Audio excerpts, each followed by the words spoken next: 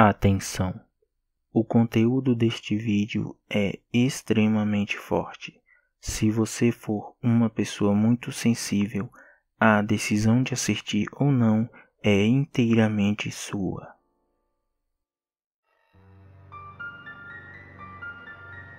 No Japão, em 30 de outubro de 1988, acontecia o GP de Fórmula 1 que o nosso saudoso Ayrton Senna venceria e se tornaria pela primeira vez o campeão mundial desta modalidade.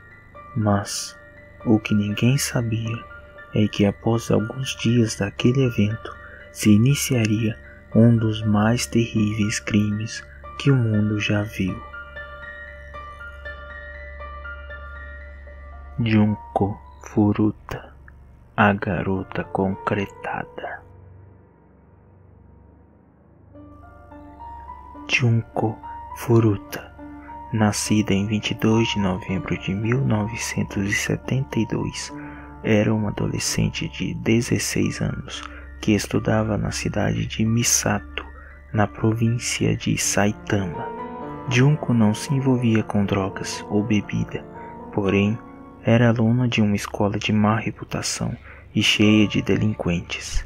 Segundo seus professores, Junko faltava bastante às aulas, saía com muitos rapazes diferentes, inclusive alguns com envolvimento com a máfia japonesa Yakuza, e de acordo com os pais de Junko, ela costumava sempre passar várias noites fora de casa sem avisá-los. Seus pais e professores já estavam cansados da sua má conduta e não tinham mais vontade alguma em orientá-la sobre a vida. Porém, mesmo sendo uma garota problemática, Junko jamais mereceu o que aconteceu com ela naquele ano, um ano que chocou todo o Japão. No dia 25 de novembro de 1988, Junko foi interceptada a caminho do colégio por 4 rapazes da sua escola, que diziam querer falar com ela em particular. Um deles era Hiroshi Miyano, um jovem violento de 18 anos que tinha ligações com a Yakuza, sendo muito temido na escola e na rua. Hiroshi mantinha uma paixão por Junko, e por não ser correspondido da maneira que ele queria, Hiroshi ficou cada vez mais obcecado pela garota e tramou junto com seus outros 3 amigos uma vingança contra ela. Os outros membros do grupo e amigos de Hiroshi eram Joe Ogura, de 17 anos, Minato Shinji, de 16 anos, e Yasushi Watanabe, de 17 anos. Junko atendeu o pedido dos 4 por medo e acabou caindo na armadilha de Hiroshi. Ela foi levada para a casa de Minato e lá ficou presa em cativeiro. Para evitar que houvesse buscas pela garota, um deles, provavelmente o líder Hiroshi, obrigou Junko a ligar para os pais dela e avisar que ela estava fugindo de casa e tinha se hospedado na casa de um amigo. Essa era uma estratégia dos garotos para evitar a procura de Junko por parte de seus pais, mas mesmo os pais de Junko estarem acostumados ao fato da garota sempre ficar fora de casa, eles informaram a polícia após o 2º dia de desaparecimento, mas, infelizmente, os policiais não obtiveram sucesso na busca pelas semanas que se seguiram. Junko tinha a esperança que os garotos deixariam ela ir embora no final daquele dia, mas aquilo era apenas o início do seu martírio. Junko foi obrigada a se despir completamente e se masturbar na frente dos 4. Levou alguns socos por nunca ter aceitado um compromisso com Hiroshi e logo após foi estrupada por cada um deles. Após ser estrupada, Junko foi avisada de que deveria obedecer às ordens deles ou do contrário seria severamente castigada. E assim se iniciou os 44 dias de tortura de Junko Furuta. Do 1º ao 10º dia, Junko foi obrigada a se despir e se masturbar frequentemente. Foi estrupada diversas vezes, não lhe deram comida ou água, obrigaram ela a comer baratas, beber a própria urina e a transar com outros homens além dos 4. Foi queimada com isqueiros e teve objetos inseridos na sua vagina e ânus. Junko tentou fugir e pedir ajuda aos pais de Minato que estavam na casa, mas eles apenas a ignoraram, pois Hiroshi os ameaçou de usar seus contatos com a Yakuza contra eles e seus familiares. Do 11º ao 19º dia, ela foi espancada inúmeras vezes, teve o seu rosto empurrado contra o concreto da parede, as mãos amarradas ao teto e o corpo utilizado como um saco de pancadas. Seu nariz sangrava tanto que Junko só podia respirar, ainda com muita dificuldade, pela boca. Pesos foram jogados contra seu estômago. Vomitou quando tentou beber água, pois seu estômago já não conseguia aceitá-la. Por um descuido de Hiroshi, Junko fugiu novamente e dessa vez tentou ligar para a polícia, mas foi pega por ele antes de conseguir, e por isso Junko foi punida com queimaduras de cigarro nos braços. Um líquido inflamável foi derrubado em seus pés e pernas, causando queimaduras, e garrafas foram inseridas em seu ânus, causando ferimentos. Do 20º ao 29º dia, ela já não conseguia andar direito devido às queimaduras graves nas pernas e à fome. Fogos de artifício foram introduzidos no seu ânus e acesos. Suas mãos foram esmagadas por pesos e as unhas se racharam. Foi espancada com tacos de golfe, varas de bambu, barras de ferro. Teve cigarros e espetos de grelhar frango inseridos na vagina e no ânus, causando hemorragias internas. Ao final do dia foi forçada a dormir na varanda, no frio, pois, segundo seus torturadores, ela estava cheirando muito mal. Do 30º ao 39º dia, teve cera quente espirrada no rosto, pálpebras queimadas por isqueiros e agulhas transpassadas nos seios. Foi obrigada a arrancar o mamilo com um alicate. Lâmpadas quentes e tesouras foram inseridas na sua vagina, causando hemorragias gravíssimas. Ao final da tortura diária, ela era incapaz de urinar adequadamente, e seus ferimentos eram tão graves que demorou mais de 1 hora para rastejar pelas escadas até o banheiro. Seus tímpanos ficaram seriamente danificados e houve uma extrema redução no tamanho do seu cérebro. Do 40º ao 43º dia, Junko apenas implorava aos torturadores que a matassem e acabassem com tudo aquilo. Era por volta do ano novo de 1989 e Junko passou sozinha com o corpo mutilado e sem conseguir se mover. No 44º dia, seus sequestradores a chamaram para um jogo de Mahjong, que é um jogo bem popular na Ásia. Se Junko vencesse, ela estaria finalmente livre. Junko venceu, porém em troca não foi libertada, e sim espancada com barras de ferro pelos 4. Após isso, queimaram seu rosto e olhos com uma vela. Por fim, derramaram fluido de isqueiro em suas pernas, braços, rosto e estômago, e depois a queimaram viva. Essa tortura final durou cerca de 2 horas. Junko Furuta morreu nesse mesmo dia, horas mais tarde, devido aos gravíssimos ferimentos, mas nada poderia se comparar aos 44 dias de sofrimento que passou. Ao total, estima-se que ela tenha sido estrupada 400 vezes por mais de 100 homens diferentes, em uma ocasião 12 homens no mesmo dia, homens esses provavelmente da Yakuza, convidados por Hiroshi. Seus sequestradores ocultaram o corpo em um cilindro de 55 galões cheio de concreto, desfazendo-se dele em Koto, um bairro de Tóquio. Após alguns dias, pelo fato do galão ter alguns furos em sua estrutura, logo se espalhou um cheiro muito forte pelo local e os moradores alertaram a polícia, que imediatamente vieram averiguar e encontrou o galão. Após eles abrirem para ver o que havia dentro dele, eles encontraram o corpo de Junko.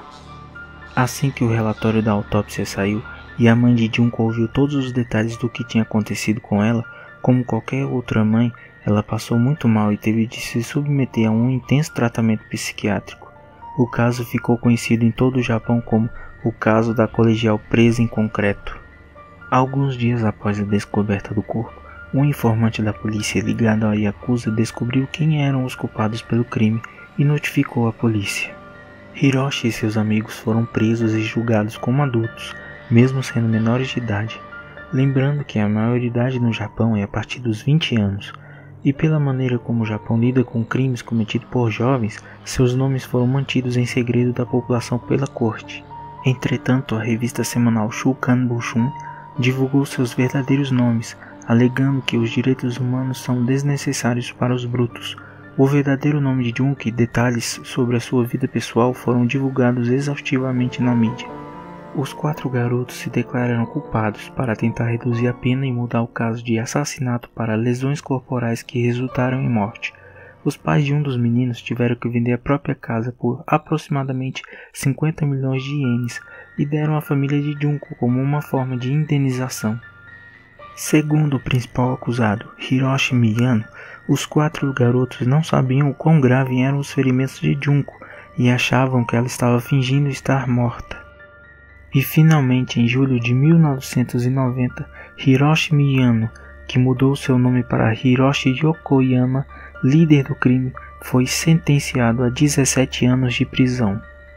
Joe Ogura, que mudou seu nome para Joe Kamisako, cumpriu 8 anos em uma prisão juvenil antes que ele fosse solto em agosto de 1999.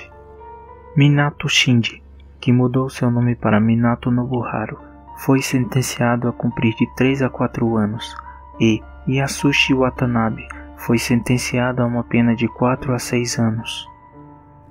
Hiroshi, Minato e Yasushi apelaram para uma segunda instância e tiveram suas penas aumentadas.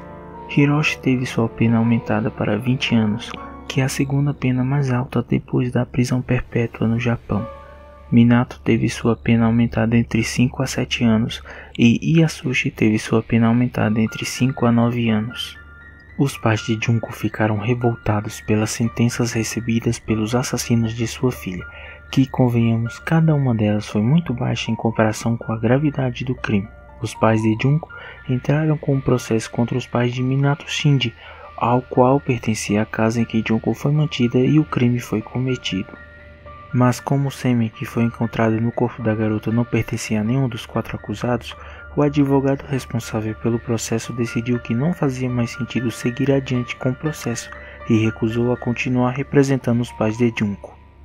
Em julho de 2004, Joe Kamisako foi novamente preso por agredir um conhecido, o qual ele acreditava estar afastando dele a sua namorada, supostamente usando o fato de ele ter participado do assassinato de Jungkook. Joe foi sentenciado a 7 anos de prisão por espancamento. Hoje em dia, se ainda estiverem vivos, infelizmente todos os 4 envolvidos estão livres. Esse foi um caso que despertou muita atenção internacional para o sentenciamento e reabilitação de jovens criminosos, especialmente pelo fato dos rapazes terem sido punidos como adultos. Eu não era nascido nessa época, então não sei se esse caso chegou a ser comentado aqui nos jornais do Brasil. Caso alguém seja dessa época, se viu algo desse caso nos jornais brasileiros, comente aí embaixo, por favor. Eu consegui encontrar uma reportagem bem antiga de alguma TV japonesa sobre o caso. Nessa reportagem eles entrevistam bastante pessoas, como os vizinhos da casa onde Jungkook foi mantida em cativeiro, colegas da escola dela, e também apresentam imagens do seu funeral. Para quem entende japonês e quiser assistir, o link está na descrição. E se puder, comente aqui por favor alguma coisa mais que eles podem ter apresentado na reportagem. Aqui vocês podem ver 2 imagens de jornais japoneses da época. Caso alguém consiga traduzir o que está na manchete na notícia, comente por favor.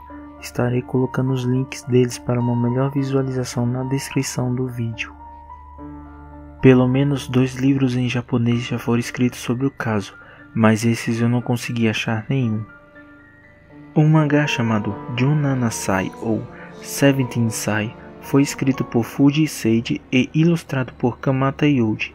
Ele foi lançado em 2004. Em sua história há alguns acontecimentos baseados no crime. Vou deixar na descrição um link com todo o mangá para a leitura online, mas infelizmente achei ele somente em inglês. Outro mangá, esse feito por Waita Uziga, com o nome de As Verdadeiras Histórias Modernas do Bizarro. Nele inclui uma história chamada de Estudante Dentro do Concreto, baseada no caso do assassinato de Jungkook. Esse é praticamente igual à história verdadeira. Na descrição estará o link para o download dele que eu encontrei em espanhol. 2 filmes foram feitos baseados no caso. O primeiro deles é Schoolgirl in Cement, feito em 1995. Este, por ser muito antigo, eu consegui encontrar apenas essas imagens, que estarei disponibilizando na descrição para uma melhor visualização. O outro filme foi o Concrete, feito em 2004. baseado em um dos livros sobre o caso. Estarei disponibilizando o link para ser assistido no YouTube com legendas em inglês. Lembre-se de ativar as legendas no player do YouTube quando forem assistir. Em 2006, a banda japonesa The Visual Kei, The Gazette, ou no Japão conhecida como Gazeto, lançou uma música no seu álbum New, chamada Teion, que significa temperatura corporal. A música foi feita em tributo a Junko. O link da música original está na descrição, e também tem outro com ela cantada em português para vocês conferirem a tradução. Por Junko ter sido considerada por seus pais e professores uma garota irresponsável, hoje em dia os japoneses costumam contar sua história para as crianças travessas, como uma espécie de fábula, pois a lição que traz é grande e importante. Toda ação traz uma consequência, e não pensar nela pode ser o fim para jovens cheios de sonhos e expectativas. Mas, obviamente, mesmo com todos os seus defeitos, Junko jamais mereceu o que aconteceu com ela. E chegamos ao fim do nosso vídeo. Se você gostou, dê uma força ao canal clicando no gostei e compartilhando com seus amigos. Se quer acompanhar mais vídeos, se inscreva agora mesmo. Críticas e sugestões serão sempre bem-vindas, desde que de maneira civilizada. Espero todos de volta no próximo vídeo. Fiquem em paz e tenham uma ótima madrugada.